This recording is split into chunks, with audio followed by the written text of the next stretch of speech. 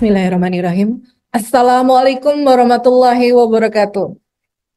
Waalaikumsalam. Ya, hari ini saya dapat kebagian terkait dengan impunity of the international law for Palestinian genocide atau mandulnya hukum internasional untuk konflik Palestina. Slide. Kita bisa lihat bahwa fakta perang Palestina Israel itu begitu menggetarkan hati. Pada dulu tahun 2008 mereka menyerang kaum Palestina, bangsa Palestina pada saat Ramadan, masih ingat ya. Pada saat Ramadan itu benar-benar kita tuh langsung nangis, auto nangis air mata tuh lihat. Ya Allah teganya saat Ramadan menjelang mereka itu memborbardir saudara-saudara kita di Palestina. Itu 2008. Kemudian 2009 mereka juga melakukan seperti itu. Hingga kemudian itu menjadi seperti hal yang kayak kita burn out. Kita kayak sudahlah. Kayak nanti kita kita tidak bisa apa-apa lagi. Kalau kita lihat sejak tahun 1949 secara masif mereka tuh menyerang warga sipil yang ada di Palestina. Tidak hanya warga sipilnya, tapi juga tenaga medis, rumah sakit, tempat ibadah, mana secara jelas itu melanggar konvensi Jenewa. Jadi PBB itu memiliki hukum internasional yang namanya convention, di mana itu merupakan kesepakatan seluruh negara-negara yang berada di dalam anggota PBB. Namun itu dilanggar secara arogan oleh Israel pada tahun 1949 sudah tegas dikatakan bahwa dilarang keras untuk menyerang tempat ibadah, rumah sakit, warga sipil, bahkan konvensi Den Haag pada tahun 1899 dan 1907 itu melarang pemboman terhadap kota, desa, gedung, tempat yang tidak dipertahankan. Namun mereka dengan sangat congkaknya melakukan bombardir terhadap jalur Gaza yang tidak diperebutkan. Demikian juga yang terkenal itu setiap tahun selalu muncul, yaitu resolusi Dewan Keamanan PBB tahun 1701 yang kemudian itu sudah sejak 2006. Berarti sudah lebih 10 tahun lebih, bahkan hampir 20 tahun. Itu sudah ada seruan gencatan senjata kepada Israel dan Hizbullah. Dan pada saat itu, resolusi Dewan Keamanan PBB tidak ada satupun yang melakukan hak veto. Semua sepakat bahwa di sana harus dilakukan gencatan senjata.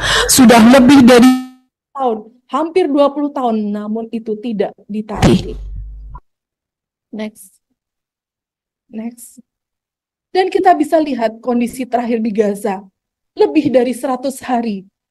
Jiwa para syahid dan syahidah. Lebih dari 24.620 warga Palestina terbunuh di Gaza.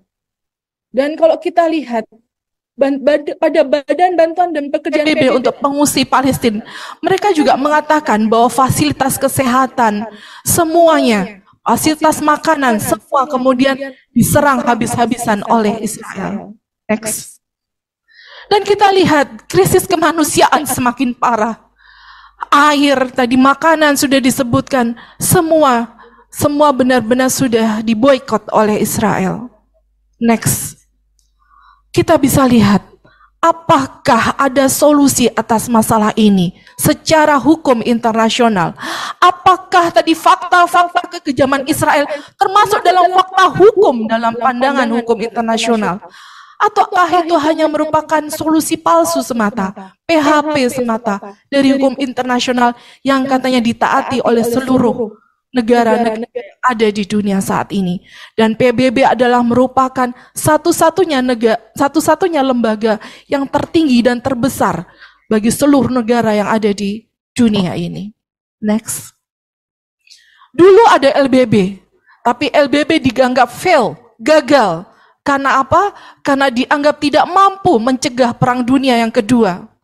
Akhirnya mereka membentuk PBB.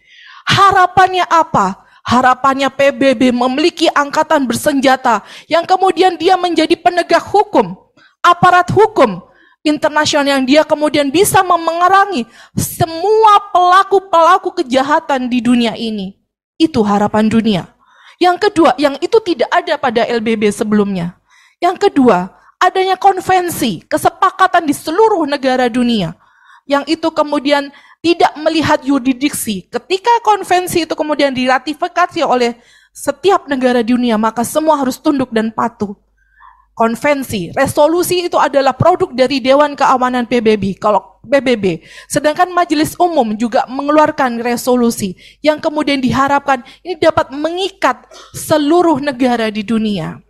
Kemudian yang ketiga, dan diharapkan dengan lahirnya PBB ini dengan tegas dapat memberikan sanksi kepada negara, pada setiap negara yang kurang ajar, yang tidak mau patuh pada perintah atau resolusi Dewan Keamanan maupun Majelis Umum dari PBB itu tersebut. Next. Kalau kita lihat bahwa dalam PBB ada dua organ utama yang dia itu sangat concern dalam masalah perdamaian dan keamanan. Yang pertama adalah Dewan Keamanan. Ada 15 anggotanya dan ada 5 anggota tetapnya.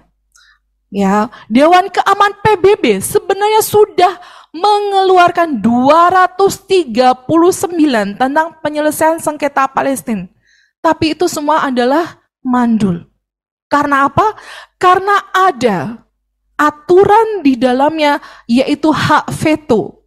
Ingat, ini adalah sistem demokrasi, di mana suara terbanyak itu adalah yang diikuti.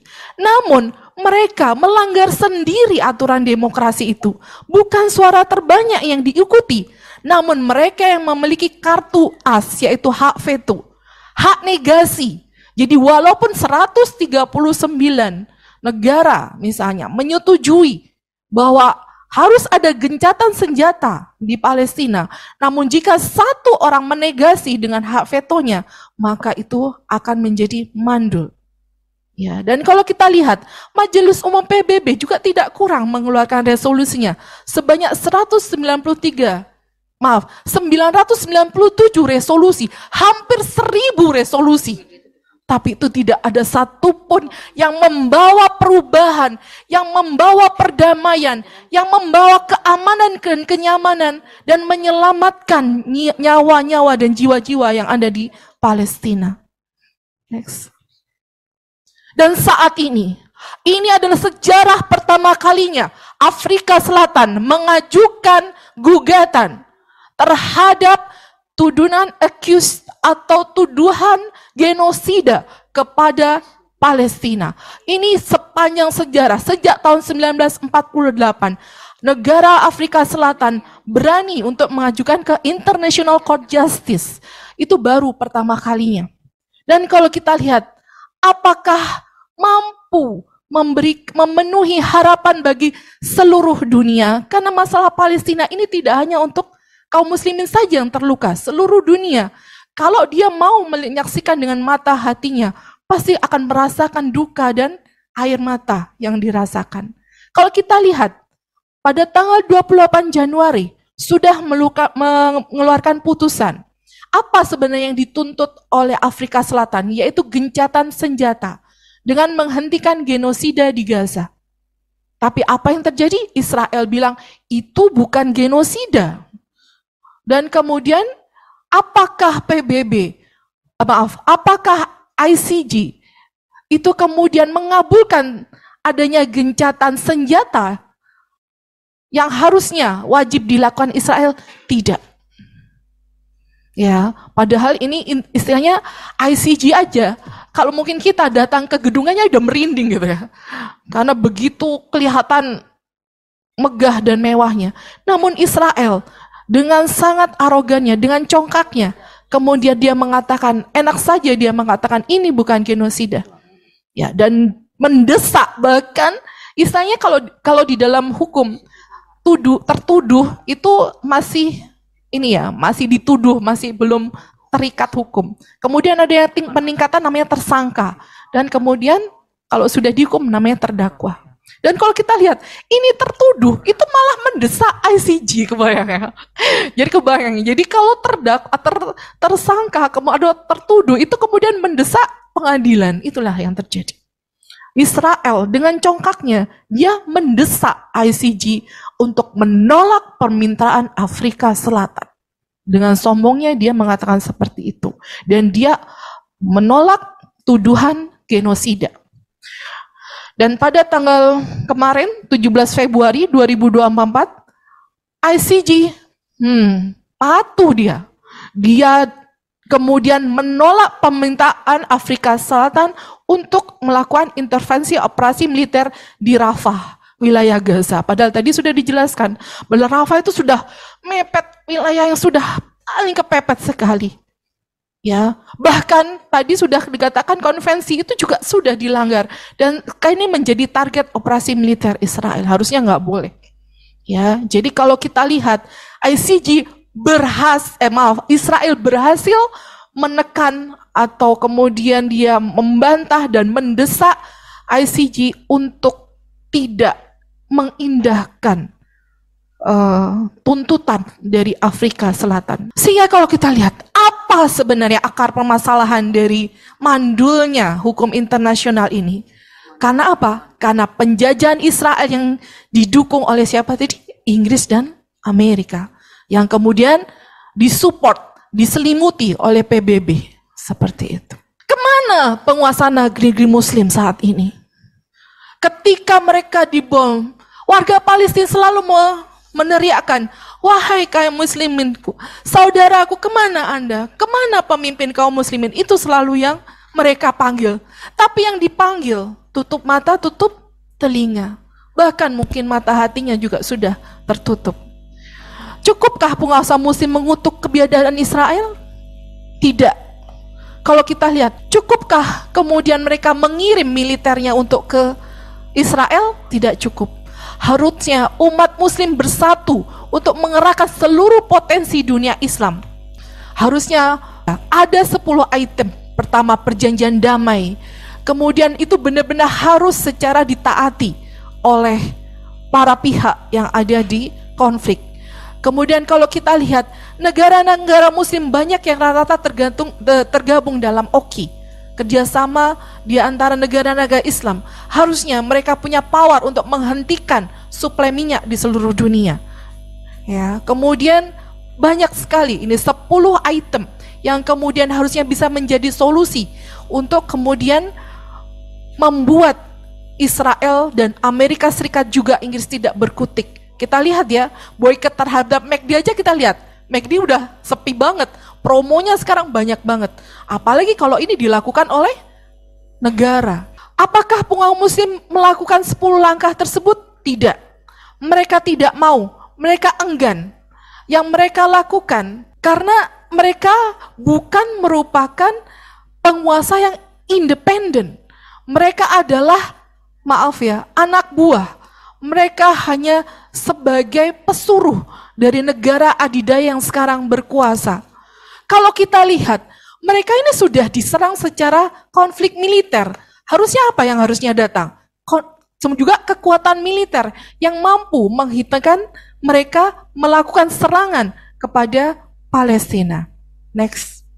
Dan kalau kita lihat, 57 negara berpenduduk mayoritas muslim yang merupakan organisasi kedua terbesar dunia, OKI tadi.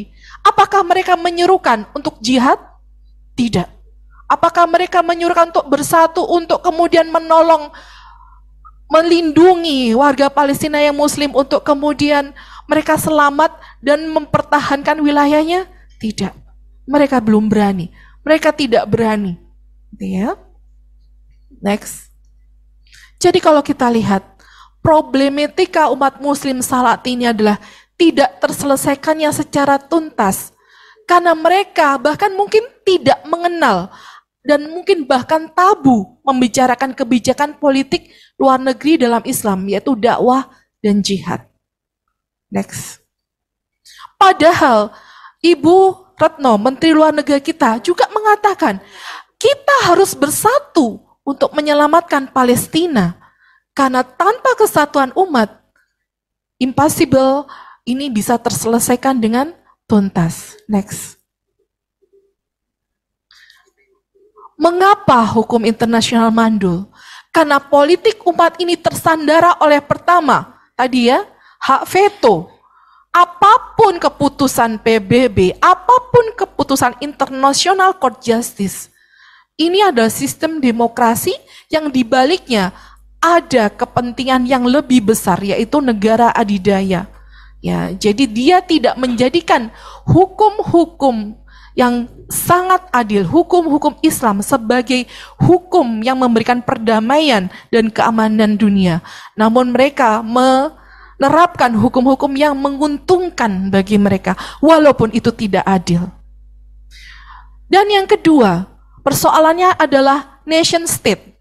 Ya, umat Islam terpecah menjadi lebih dari 50 negara. Sehingga tadi sudah disampaikan oleh Bu Ami bahwa Mesir yang sebenarnya itu kaum muslimin bagaikan satu tubuh harusnya merasakan bagaimana penderitaan kaum Palestina. Namun karena batas-batas nasionalisme, mereka kemudian menjadi egois dengan wilayah-wilayah negara yang telah dibagi-bagi oleh kepentingan Barat. Next. Jadi kenapa kaum muslimin seperti ini? Karena ini tidak kemudian misalnya sangat dipengaruhi oleh pemukaan di Eropa terkait dengan sekularisme, kemudian kedaulatan negara dan national state itu sendiri. Dan kalau kita lihat, demokrasi sudah menjadi raja di setiap negara-negara muslim saat ini. Dan kalau kita ketahui, kenapa pula hukum internasional itu mandul? Karena karakteristik sistem internasional itu merupakan sistem yang kompleks, di mana dia tidak mengenal adanya pemerintahan yang disusun secara hierarkis. Jadi berani aja kan Israel tertuduh, kemudian mendesak pengadilan. Karena mereka tidak ada susunan hierarkis. Kemudian tidak ada penerapan yurisdiksi yang dapat memaksakan berlakunya norma yang ada. Jadi kalau kita lihat law enforcement, penegakan hukum, kita lihat walaupun ini ada misi perdamaian, ada angkatan bersenjata dari seluruh negara di dunia, namun dia tidak akan bisa bergerak, tidak akan bisa menembak tanpa perintah dari Dewan Keamanan PBB maupun ICJ. Ya, intinya seperti itu. Tidak ada penjara bagi pelaku kejahatan internasional. Tidak ada pidana mati bagi penjahat internasional. Ya, dan kita lihat penyelesaian sengketa internasional itu bisa secara hukum, bisa secara diplomatik. Namun kalau sudah berdarah-darah seperti ini, apakah bisa diselesaikan dengan diplomatik? No, impossible. Ya. Hukum internasional tidak memiliki institusi penegak hukum sebagaimana yang dimiliki oleh hukum nasional. Ada pencuri, ada polisi yang menangkap. Ada jaksa yang kemudian menuntut. Ada yang hakim yang kemudian menghukum.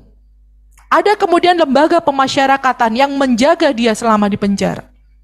Itu tidak ada lembaga seperti itu di PBB. Demikian kalau kita lihat penegakan atau pelanggaran hukum diserahkan kepada negara-negara dalam bentuk reaksi. Dan responnya cuma sekedar mengutuk, ya, kemudian tidak setuju, mengecam, ya, yang itu bisa dilakukan hanya secara, ya, lisan atau tertulis saja, tanpa adanya eksekusi, tanpa adanya tindakan terhadap pelaku kejahatan kemanusiaan ini. Dan kita lihat jelas bahwa PBB itu bersifat impunitas. Artinya apa? Pelanggaran hak asasi manusia seberat apapun dibiarkan begitu saja dan tidak berusaha dibenahi oleh negara-negara anggotanya dan institusi hukum yang terkait. Dan kalau kita lihat, impunity yang terjadi adalah ketidakmungkinan secara de jure, secara hukum maupun de facto secara kenyataan untuk membawa pelaku pelanggar hak asasi manusia untuk dapat mempertanggungjawabkan perbuatannya. Jelas, baik PBB adalah lembaga internasional yang gagal. Demikian juga hukum internasional yang saat ini benar-benar tidak diindahkan. Oleh karena itu saya mengajak ibu-ibu semua, kakak-kakak semua, there is no choice but syariah, the divine law. Tidak ada pilihan lain selain hukum Allah, hukum ilahi. Next. then there is no time anymore. But it is time to be one ummah. Allahu Akbar. Terima kasih. Assalamualaikum warahmatullahi wabarakatuh.